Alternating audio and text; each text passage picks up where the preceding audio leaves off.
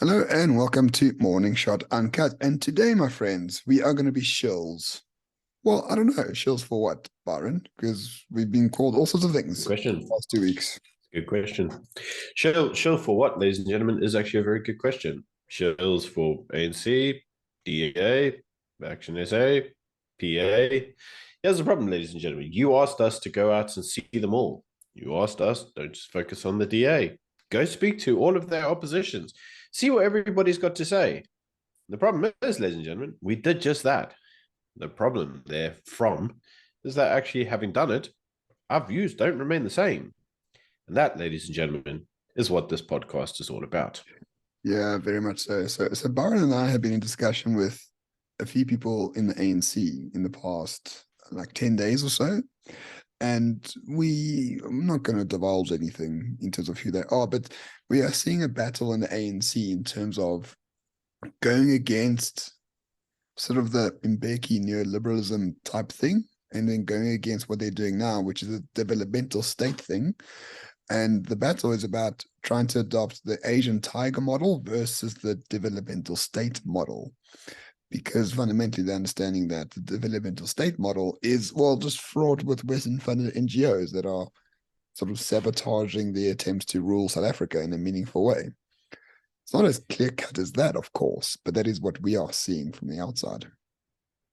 Yes, and so if you would follow the news, we'd hear the words that actually there is a battle in the ANC. It's one of the RET faction versus of the versus the Ramaphosa reformer faction.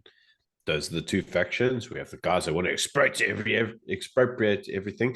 They're the real commies in the crowd, and then we've got Ramaphosa, who's like the neoliberal capitalist.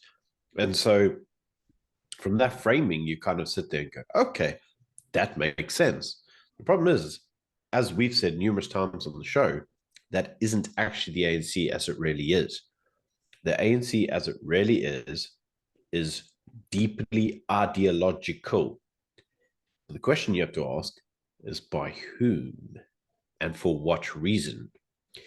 So let's use the argument of the debate around expropriation without compensation.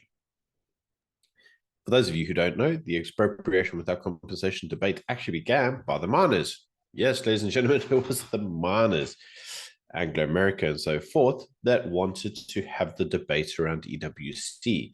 Why? Well, because essentially the land rights on the usage of the land is highly problematic and is very technical.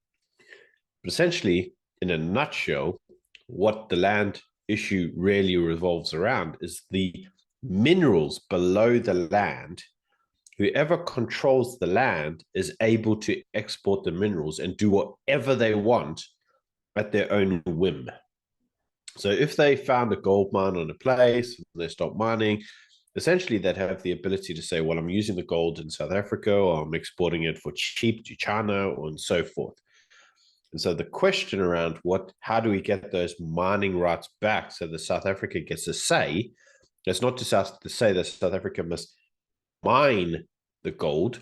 It's just to say that South Africa can dictate what is used with the gold once it's out. In other words, does it get refined in the country? Do we export it? At what rate do we export it? How much of the profits go back into VAT or the local economy, and so forth? Now, this debate, being highly technical, has obviously culminated in the EWC debate on whether or not we should expropriate property. But the more Ramon and I spoke to key individuals involved in the debate, the more we started to realize something. And that is the debate wasn't actually started by the ANC. It was actually started by the miners. Why? Because people within the governing party and the ANC were actually saying, hang on, you guys get to just export our resources abroad and we can't say a thing about it? Well, that doesn't sound right. Oof, that sounds pretty bad. How come no other country has this? You guys in your own country in Europe, you don't even do this. So how come we have to do it? Like even you get to say on where your oil and so forth goes. And so the miners, having started up the debate, then soured the debate and made the debate seem like it was about how the ANC wanted to come for your land. They wanted your farm. They wanted your house. They wanted everything and sundry. And all the propaganda that was pushed around the debate was designed to sour the mood of the country towards the question. In doing so, it meant that obviously the culmination of it was that EWC got defeated in Parliament, which meant the miners continued to get to expropriate, send all of the minerals abroad without any other say of the government. So you may look at that and say, okay, was the entire EWC debate captured? Was it entirely just one big psyop? Well, ladies and gentlemen, we don't know. But we asked the question. We got answers we weren't really expecting. So what Byron has said is basically what our people in the ANC are saying. It's not our position yet, because we don't know. Like, we weren't part of those debates whatsoever. But there was, the feedback we got was there was a very interesting angle to expropriation without compensation. It was never, according to them, never about farmland or your house in the suburbs. It was about the mineral rights under the land, which is governed. And I mean, they have been nationalized through licensing anyway, for the most part, but there's nothing else attached to it as far as I understand.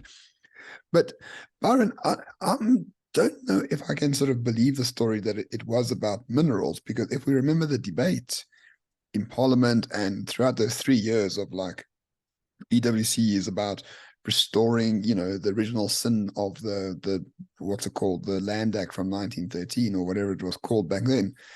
It seemed like it was hell bent on revenge to me. The entire debate was. So our guys, the people that we know are arguing that, well, that debate was sparked by people that weren't the ANC. But I'm not too sure if I'm 100% convinced of that. And neither am I. But the point is that the points that were raised were ones that we hadn't actually heard before. And so when we asked the relevant people within the ANC, very high up individuals in the ANC, I might add, we said, how come it was framed like this? How come it was framed in the debate of, I want your house? And they're like, well, that was a massive psyop, almost paid opposition to almost tank the debate. Because what they didn't really want is a debate to focus on the points that they really were interested in. They said, and they gave an example, when we export, let's use an example now, we don't export this, but let's say we were exporting oil. It's the example they gave to us, right? In Saudi Arabia, when they export oil, oil is sold abroad according to the international rate of oil. There's no discount. There's no subsidy attached to it. You look at the worldwide cost. What's the cost of oil? Usually pegged to the US dollar, and you sell it at that. If that's the rate you sell it. In South Africa, we should be doing that as an example with gold, but we don't. We sell it at a discount. And then the people we sell it to, we can sell it at whatever cost we want. And the people we sell it to then sells it at the global standard. And the people that we spoke to said, we're arguing, well, that's not right. We should be able to, as a government, state that gold gets sold at the internationally agreed price so that the markup, if you will, comes back to the people of the country. And he says, this happens in Saudi Arabia. It happens in other countries that are big exporters. South Africa seems to be a minnow state where we actually don't do it. He says that's actually what the debate was about. And we still said, yeah, but that's not the way the debate was framed. It was framed around, you want my house in my suburb and you're coming for it. And he said, well, no. Even the farmland, he said, I don't really give a damn about the topsoil. I give a damn about what's underneath it. Because if you were a farmer and if you dug a well deep enough and you found a mine, according to the current legislation, you would have a say on what happens to minerals. He's like, well, you shouldn't. There's the country's minerals. You just happen to find it under your farm. Okay, so then we'd have a chat with you about it. Now, Ramon, you rightly point out, and so do I, that there's round to be skeptical. But the point, ladies and gentlemen, remains. This was not as straightforward as we expected. It would have been so much easier if we just said, yeah, but we just want to nationalize everything because, communism. But that's not what we found. And that's the purpose of this podcast. Yeah, very much so. So a lot of people might be thinking to themselves that they've seen our channel for the last 2 weeks. Like we praised Cole and Gwede Mantashe. We didn't praise Paul Mashatile, but we said his sex life is none of our concern whatsoever. And at the heart of the debate in the ANC is this notion of baseload energy using fossil fuels and renewable energy. So Gwede says we need coal, because that's what we have in this country. That's what we're good at. That's what the coal fleet is for. and nuclear on top of that.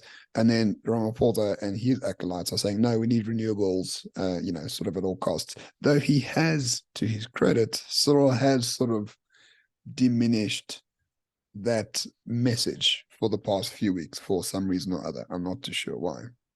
But at the heart of the debate of energy sovereignty is this idea of sovereignty in the first place, right? If we take on debt from the West to solve our load shedding issues, which have been caused by the ANC, of that I'm absolutely certain, we're still going to be enslaved to people who don't live here through debt. And we'll be importing Chinese-made solar panels to what, power a country that has a manufacturing hub, that has mines, that has industrial zones. It's just an impossibility. You can't run a country on that sort of stuff. You can run your house with pleasure, and we do. You're not going to run a factory on this sort of stuff. So the fact that it's even contemplated or was contemplated is ridiculous, and obviously not within the benefit of South Africa or South Africans, which led us to a greater question. Well, whose benefit was it then? And we're still trying to find out the answer in a real sense. That's correct. Now, to go down the rabbit hole even further, we then spoke to another ANC individual who actually started saying things that, to be honest, really shaped our view quite a bit. And that was, we all know that the NHR proposal was put forward by the Bill and Melinda Gates Foundation. We've got the white paper, we've seen it, we've circulated it, we put it online in a video. Bill and Melinda Gates were very keen to push this whole NHR stuff. And that did get us to the point of, well, when did it actually get proposed? Well, it got proposed at Polokwane, which is when Jacob Zuma came in. And lo and behold, Jacob Zuma came in because of the issues with Thabo Mbeki around the AIDS virus. The first thing that Jacob Zuma did is he sat down with Bill and Melinda Gates and came up with the deal on how they were going to so-called fix the whole AIDS virus thing. Now, Bill Gates does frequent South Africa. He comes here quite a bit. Recently, we did a story around SOPRA. So SOPRA wants BE licenses, right? And they basically want to control the licensing of who creates manufacturing around kind of medical type equipment. So basically, you'd be licensed to provide medical equipment, and off you go. And so, again, when we actually started to look into this, we actually had to say, well, the reality of the situation was SOPRA is actually funded by Bill and Melinda Gates. They have got a 18 months committal of over $900,000 US towards that entity. I didn't know. Granted, they'd be. You just found that out. Oh, okay. See, Byron doesn't share anything with me. You never share anything with me on this bloody podcast. I have to be a surprise as the audience.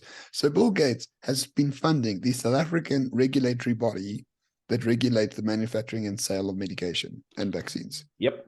And it's on their website. I've just sent it to you. So it's actually on their website. So that's fine. Can we allow this? I mean, ladies and gentlemen, I'm sure you can see the element of the podcast is starting to come through now. But sorry, Byron, go ahead. So apparently he's been funding our regulator. So lo and behold, that regulator is going to basically say, as Ramon said in the video that we did on this topic, well, actually, the regulator is going to be really important when it comes through to procurement underneath the NHR scheme. Would you know it? The regulator is captured by the very people who promoted the NHR scheme. It's almost like Juju was right, and the country is controlled by white monopoly capital. But what he's not saying is the quite large part out loud. He's not actually saying, well, actually, this country is controlled by Bill and Melinda Gates. If he said that, we'd all be like, oh, yeah, of course. So, when you say it like that, it sounds like a giant conspiracy theory, except a conspiracy theory is like right in plain sight. I mean, when you talk to the ANC, they are actually deeply frustrated by this. They are deeply frustrated because this is a foreign entity. It's an American. It's basically shaping government policy in South Africa. Yeah, and what is really annoying is that SAPRA is part of the Department of Health, the National Department of Health. It gets funding from our taxes. It does a regulatory job for the South African government. But now I just found out, as you sent me the link, it receives $900,000 from the Bill and Melinda Gates Foundation to Do what? I'm not too sure. What is the point of our taxes to fund regulation if private institutions located overseas can also fund those very same regulatory bodies? None of this really makes sense. And then if you look at it from a bird's eye view, you got the white paper on the NHI, which was funded by the Bill and Melinda Gates Foundation. You got Bill and Melinda Gates solving the HIV crisis. That is a whole nother rabbit hole we're not going to get into. And now they're funding an important part of the regulator of medicines in South Africa. You might be thinking to yourself, how do you connect all those dots together? Is our health department in South Africa and our policy around health being dictated by the ANC from someone who doesn't live here? And if that is the case, shame on the ANC. I mean, come on. Where's our sovereignty in all this? Like, the ANC shares the blame here. We're not saying they're blameless. But if you listen to Ramaphosa, ladies and gentlemen, he will tell you that actually, no, this has not been dictated by Bill and Melinda Gates. Because what it's actually been dictated to is by the WHO Sustainable Development Goals, part of their 2030 agenda, which is on their website.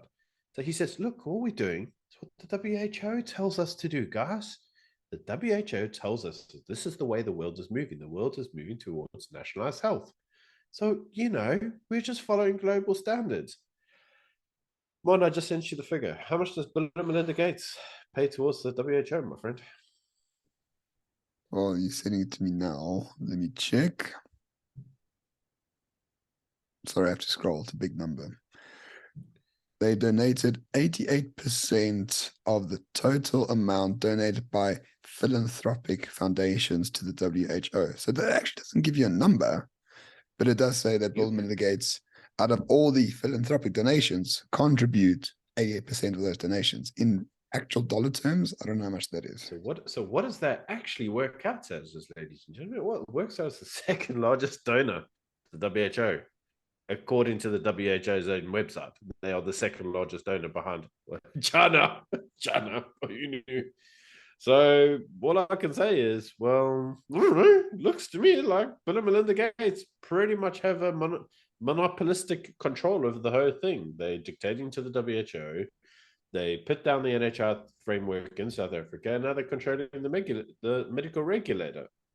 So, yeah, we are actually controlled by white monopoly capital in the form of Bill and Melinda Gates. Now, I didn't know that, Ramon, and neither did you. And actually, it took a RET guy who we interviewed as part of the ANC actually to tell me that. So, as you've rightly said during that interview we did with him, like, the ANC's actual communication department is awful, because if they actually told this to the Republic, most people would be outraged. So what it appears to me is that the ANC really has sold us out to the highest bidder as a nation, right? Who knows how much money, the ANC entrepreneurs have made on health in this country. And health is just maybe like even just 2% of what Bill Gates spends in South Africa. Who knows what else there is? We're just starting to understand what is actually going on. But it leads to a greater point, which I made on an interview this week with Jeremy Nell, Germ Warfare. You should go listen to it if you want to. And the greater point is that if our health system is completely captured by Bill Gates, what other systems are captured as well? Because let us not forget, Nelson Mandela was an avowed communist for 60 years. He gets out of prison. He goes to Davos within 6 months, and he says, "Oh, now we're neoliberal. We're going to privatize and focus on, capitalism and private property rights and international trade." Byron, you hold strong beliefs. I hold strong belief. Do you change your mind after 60 years and become a neoliberal overnight? No, Sounds I have 2 interviews with ANC people, and I vote ANC. No, I'm not that weak-willed, Ramon. It's, most of us, we've talked about this. Despite speaking to various individuals, our views are the same. Our people are our people. We do what we do. But at the end of the day, we are seeing South Africa in a very different light. A good example of this is actually, let's look at the BE question. So it's like we looked at it from that perspective. So, ladies and gentlemen, this was actually very interesting. So BE was actually originally proposed in South Africa by the mining companies. So what happened at the end of apartheid is that we had all these guys coming back from exiles around the country. but they were kind of like they were given positions of authority and positions of power, but they didn't really have any kind of wealth. So these mining companies were like, tell you what we'll do is we'll put you into our mining companies. But we can't actually just do it because we'll upset our shareholders and corporate governance and blah. So what we'll do is we'll frame this framework, call it black economic empowerment, and you're basically going to force us to give you some like share of our company. We're going to do it willingly because we want to. But then by doing that, the minute they gave out these shares, all of these cadres that were in the ANC, yes, okay, they got enriched and they got famous and all sorts of other things. But what it actually meant is that they then became beholden on the very people that basically enriched them. Because now you don't lose your shares, right? Because now you're going to lose your capital and you're not going to have economic growth and so forth and so forth and so forth. People are going to know what you did and not going to look so good. So that actually creates this whole BE framework to capture the black ANC member. That's not what we hear, right? We hear the reverse. They created BE because they wanted to capture private industry. No. Private industry captured them through their sponsoring of the BE legislation. The only problem is, as we've also recently said in podcasts, you do not create law for today. You create law for tomorrow. We are now much further down the track, and what's happened is that people have realized that this framework that they were used in order to capture the state, if you will, can now be used by the state to capture them. And that's why we're now seeing some of this draconian bullcrap, which we're obviously seeing and we've covered on our podcast. Yeah, very much so. So what you're finding is this very parasitic symbiosis between the corporate sector of South Africa and the governing party. It's not unusual in a democracy for this to happen. This happens all over the world. No doubt America is by far the greatest example of this. But what you find is that the ANC is not really independent in terms of thoughts and policies. They're not really in charge, but neither are the corporations. Because now the corporations are like, remember, Save SA when Zuma was president in 2015, Save South Africa. Adrian Gore was the chairman, and all the big CEOs came out and said they need to save South Africa. And then Zuma got out, and then Save South Africa miraculously just disappeared off the face of the earth as an organization. Also, when Zuma changed the finance minister to Des Van Rooyen, that's probably the best finance minister we ever had. Well, we don't know that. He changed them within 24 hours due to corporations saying that they will drop their support of the ANC. So you can see a few details and a few examples of how much power corporate SA has. They sort of seem to be the ones implementing a lot of the stuff anyway. Because if you go to corporate South Africa and you say, how many colors are working for you in the Northern Cape, it probably aligns completely with whatever targets the Minister of Labour says. But if you go to Joe Schmo, who runs a restaurant with 50 waiters, he doesn't know how many colors are working for him. It's not his deal, but now it is his deal under this act. So there's weird parasitic partnership between corporate and politics in this country, which is also another grave misdirection and something that undermines the sovereignty of South African people. And people should be aware of that. So, ladies and gentlemen, we asked a question that was really pertinent to us, and we got a response that actually matches what we've said previously on our podcast. And that is, what do you really think of gun rights? Because we've seen that you're trying to basically take away our gun rights. He said, you can't actually take away gun rights in this country. Gun rights are very sacred, but there is a globalist agenda to disarm populations. And there is. It's called the Small Arms Charter, and it's put forward by the UN, which I'm pretty sure if we look deep and hard enough, we'd probably find the NGOs funding it. Now, that agenda is then being pushed in South Africa by Gun Free South Africa and the ISS, the Institute of Security Studies, both of which are controlled by a white chickie named Adele. So actually, it's not wrong. They are being pushed forward by white libtards in the country.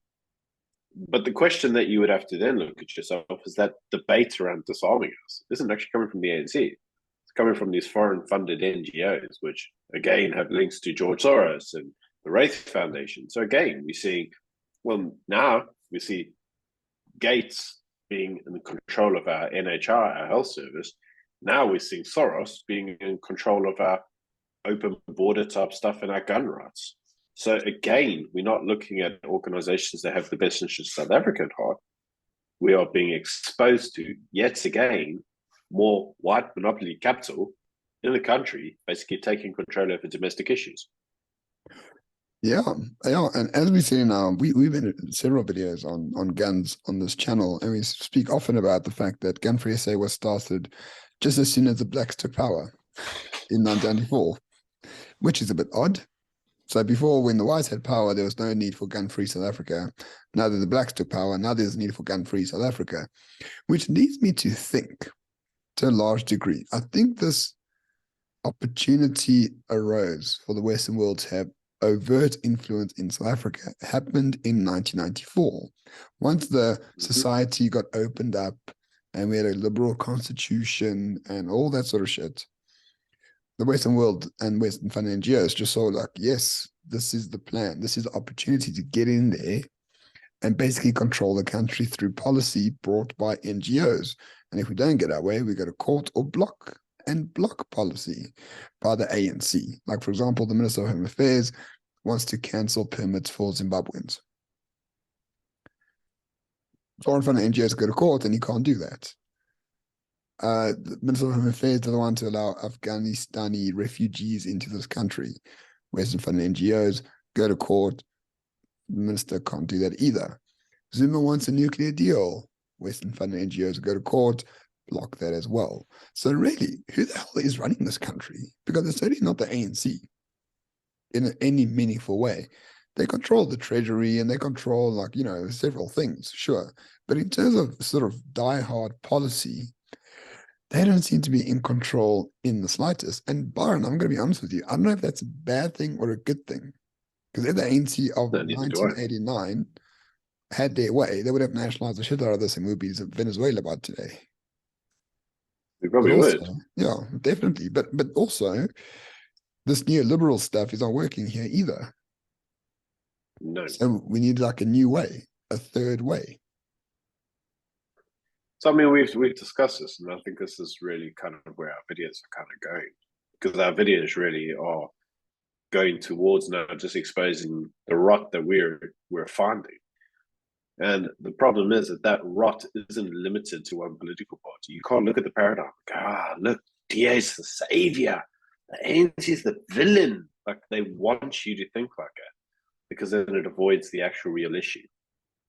You know, the same as they want us to believe that all blacks and whites can't get along. ANC would never talk to people like you and me, Ramon. We're whiteys. That's not what we're finding. But that's what the media wants to push, because unfortunately the media class is captured. They are the mouthpieces for the foreign NGOs. They are the mouthpieces for the propaganda to blind the masses. We saw this in COVID and we're seeing it now. So it's very tough to look at all this and still stay in the same paradigm which we've been running on for some time. And we can't continue in the way that we were before and just say, ANC bad, good, yay! It's not that straightforward. And that actually is where the problem, ladies and gentlemen, is coming in. So what we would say to you is, don't call us an ANC show. Don't call us a DA show. We're like you. We just want to know what's going on. And we just want to know what the truth is. Yeah, very much so. And who knows where this path might lead us. And, you know, to be honest, I blame all this on Gator McKenzie for the most part. Yeah, me too. We went to go see him in Beaufort West, and we spent the whole day with him, and we had lunch with him, and we spoke with him, and he like sort of opened up a third way in our minds about how South Africa actually works. He just raised questions. We were in Beaufort West. We're sitting on the 5th or 6th or 10th largest gas, whatever, reserves in the world. Why are they still here? Why are we the 10th gold producing country as opposed to the first? He just posed all these questions that we didn't have any answers to them. And he basically said, well, you know, just like find out. Like that's what the real story about South Africa is who is actually running the show. And you'll find out very soon it's not South Africa whatsoever. So, you know, maybe Gaten will onto something there. Not that makes us PA shills or that we're going to vote for the PA tomorrow. But I think there is a new conversation that is happening that is extremely non-racial, because we've got a colored, Gayton, us, Arab and Anglo, and a few black fellas in the ANC who all agree on what the issues are and all agree that the solution is a sort of South African first, sovereign, non-racial type of platform that is right-wing conservative and that can lead South Africa out of this quagmire we found ourselves in and actually become a sovereign country for the benefit of the people. So I think that could be the third way, Byron. I don't know what it's going to look like in time to come. I don't know how it's going to formulate itself in a meaningful way. But if different people from different races agree on the problem and agree on the solution, that to me is quite positive. That's positive. Just to be clear on what we're saying, we're not saying we're going to form a political party.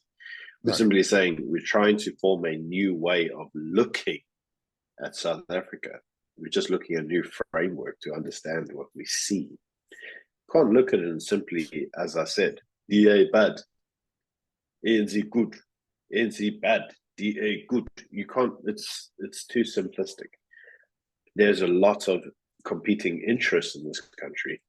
And one of the things that you realize very quickly, South Africa is not, as is often portrayed, a battleground of ideology. It's not. We have found that in all of our investigations. Ideology matters far less than you think. Tell you what South Africa is, however. It's an auction. It's an auction open to the highest bidder. What you really need to know is, one, who's bidding, and two, who's winning. Once you know those two things, you can look at South Africa very differently. Yeah, and what is the auction on? Well, it's on, I'll repeat myself, the sovereignty of South Africa. What is energy going to look like in South Africa? What is health policy going to look like in South Africa? What are gun rights going to look like in South Africa? What is media freedom going to look like in South Africa? All those questions are not based on principles and law. All those questions are based on who's got the biggest check and who can buy their way to make sure that their way is the one that goes the furthest. And that's what it is. And unfortunately, Byron and I have no money, so we're not part of that auction whatsoever. But that doesn't mean you should be part of the auction either. I think we need to find a way, in a general nationalist sovereign sense, to tell all of these empires to footsack, make South Africa completely independent and work for itself, its people, and its best interests through democratic or other means at this rate. I don't think democracy is the conduit for that, if I'm honest with you, but who knows? Fundamentally, I think democracy has enabled this. I think democracy has enabled this because it said majority rules. The problem is Ramon, is the majority rules. Remember that the majority can be bought. So the principle of what it is that we want matters sometimes very little in the face of how much does it cost. So we can get all the votes we want. I mean, let's face it, if we wanted the entire country to vote DA, it'd be very easy, mate. I'm sure you understand this, right? We raise 1 million rand each over all of the citizens of the state. We pay every citizen in the state to vote DA. Ta-da! DA wins by landmark victory. So then you actually understand. So that goes an auction. It's just down to price. So what exactly are we paying with? Now, the problem therein is that you may look at this and go, you two are just so far down the hole of conspiracy theories. You don't know what you're talking about. And we know the comments. We'll see them in the chats. And we read every comment that goes on there, every single one. We know all of them. We don't always respond. I mean, look, we're actually busy. We have, lives of our own. We do read them. And we know all the allegations that will get thrown out. But here's the problem, Ramon. When you look at South Africa and you get called a conspiracy theorist, you go, you guys are just making this stuff up. You guys don't know what you're on about. The reality is none of this is hidden. It's all out in the open. Everything you see is right there. Understanding it is the hard part. But the question you would inevitably lead yourself to ask is why? Why would they do this? And the answer to this is actually a lot easier to understand than you would think. Number one, South Africa is a really cheap auction, man. Like you take the exchange rate, you take it abroad. You know, we said this before. Like imagine Daily Wire funded us, Morning Shots in South Africa. Mm. 1 million US dollars, man. It's peanuts to an American audience. It's 20 million rand, mate. That's like a serious amount of money in South Africa. We could do a serious amount with that. In the US, 1 million wouldn't even get your house, man. It's like, oh, there's nothing. But it's so when you understand that dynamic, you understand South Africa is incredibly cheap. So the second thing is South Africa's democracy is inevitably very new, being only 30 years old, which also means the checks and balances are very new, only being 30 years old. So actually the ability to capture South Africa and shape it almost like a testing ground for ideologies, which is actually very easy. Don't cost a lot of money. The institutions are highly applicable. So why wouldn't you use South Africa? But what is the consequence of that? Come on, we have enough resources here to be a world number one. We actually genuinely do. We've spoken to numerous individuals, seventh largest amount of gas in the world. We have oil off the coast of South Africa. Mines, we have diamonds, minerals, copper, gold. Platinum. The world needs to repeg itself to the gold standard. Hey, we've got a shit ton of gold in Josie. Why don't we mine it and then we'll have a world leading currency stronger than the pound because of all the gold we pull out of the ground. Oh wait, we're not allowed to because some foreign NGO said it will be bad for the environment. Why can't we frack the crap out of the Karoo? Which you rightly said, and somebody got very upset that you said it. They said, "Oh, how can you say the Karoo is just desert and there's nothing there?" Mate, have you ever driven through the fucking Karoo? It's like miles and miles and miles of desert. There's fuck all there. Vermont drought. You frack the Karoo out of there, what are you going to do? Give one goat cancer? Oh, okay. The only thing that lives in the Karoo is like one goat. You know, And I love the Karoo. Like I love the Karoo, but I mean, if we can get gas out of the Karoo to end load shedding once and for all, and for that gas to be used to increase GDP by 5% a year, I mean, like fuck yes, worthy sacrifice. and ladies and gentlemen, you may say, well, none of this will work because South Africans are just so stupid. The education system is so fraught with problems. Come on.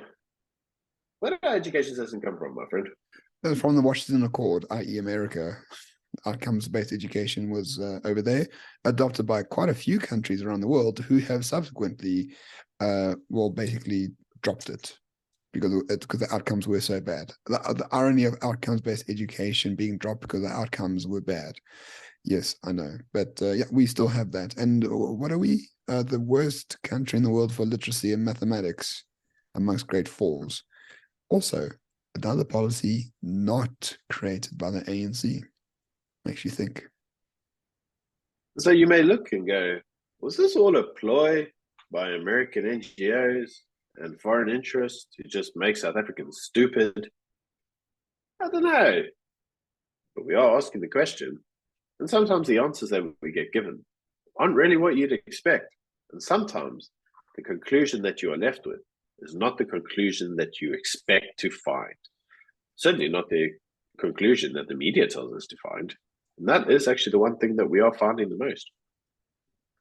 Yeah, basically we can't trust anyone now. So that's why we are becoming so, well, have always been very independent, but it will become even more independent to tell the truth, because the truth is very, very important, especially here in South Africa. And, knowing this does not at all mean that the ANC are blameless, that the politicians are blameless, that evil exists, that crime exists, and all that sort of stuff. We'll still report on all that stuff. But it's going to be under the purview of the fact that these people don't actually run the country. Other people do, which we don't vote for. So that's essentially what Morning Shot is going to be. And I think it's important to recognize that where the DA gets it right, we'll praise him. If they get it wrong, we'll call him a boss. Where the ANC gets it right, we're going to praise him. If they get it wrong, well, you know the script, right? Nelson's always on hand. He's right there. He's just waiting for his chance to shine. But all we can say is, when we say they did something right, we're not captured. We're not bought. We just happen to notice that occasionally they get it right. The majority, they get it wrong. I think we all accept that. And we should not be afraid of calling them out on what they get wrong and praising them on what they get right. You cannot train a dog if all you do is hit it. Yeah, absolutely. And for us, I mean, if the ANC is really keen on our ideas, it's like a drop race for everything. Race doesn't come into the equation anyway. Number two, meritocracy. If the whites have to build or rebuild ESCOM, do it. There's no skin off our back. There's no skin off your back. Because once we have an industrialized society, the benefits will be to the black majority that you so purportedly seek to help. So once you remove race from the equation, which was brought in by mining companies and Americans, once you get rid of that, South Africa thrives so quickly and so easily. But if you hang on to race at all costs with BEE and procurement and all that bullshit, South Africa will still be up for financial speculators till Jesus comes back. So race is the one thing ANC needs to drop. For goodness sake, get your own freaking media company. Not ours. This is our media company. But get your own. Because you can't continue with the bullshit that's going on with News 24 and times like this. News propaganda getting pushed out there, this foreign funded news is not good, because all it means is inevitably that the news that gets circulated around the country is highly tainted. Come on, think of all the immigration debates around how they're coming from your home. How many people left because they didn't want their homes expropriated? But this was pushed forward by the media industrial complex, because that's what I'm going to call it, the media industrial complex. And it wasn't really what the framing of the debate was really around. But how many families did that break up? Livelihoods did that destroy? Simple things like this is having a detrimental effect on countless generations of future South Africans. Families that get split apart, old age people that get to have to live here apart from their sons, their daughters, their grandchildren, all because of the framing of the entire debate. For goodness sake, ANC, get your own freaking media company and allow the people that we've talked to provide your messaging. Because the people that are currently providing your messaging are just retarded. They are quite retarded. And the same debate's happening around the NHI. Once it gets any traction whatsoever, even if there's a sniff of it getting traction, a lot of people will depart this country as well. And all this is based on racist nonsense. Maybe the NT can be better than that. Maybe they can't. Who knows? But sooner or later, if we want South Africa to be sovereign, we drop the race question completely and utterly. And that's the red line that we're standing on. I'd agree. I don't want my kids to feel like they don't have a place in this country. You need to embrace all South Africans. We're willing. We're there to learn. We're there to listen. Don't alienate us from the conversation. And with that being said, ladies and gentlemen, Ramon and I are also trying to get an interview with the man himself, Julius Malema, who apparently hates our kind. He hates our people. Let's hear what he's got to say. Because again, we're open-minded. We're independent. We'll listen to the debate. We'll have the arguments, and we'll take the outcomes. Does that mean that we're voting the EFF? No. But we want to allow other voices to shine. And we think that's a good thing. Yeah, very much so. We might actually learn something, as much as we have learned during the course of the last, let's say, 3 weeks. But anyway, thank you for listening, everyone. Hopefully this clarifies what is going on the Morning Shot channel, and hopefully it clarifies the path forward for us and for you and, essentially for the country. Let's build a movement on South African sovereignty. And I think the repercussions can be really, really good for everyone. Have a good one. Cheers.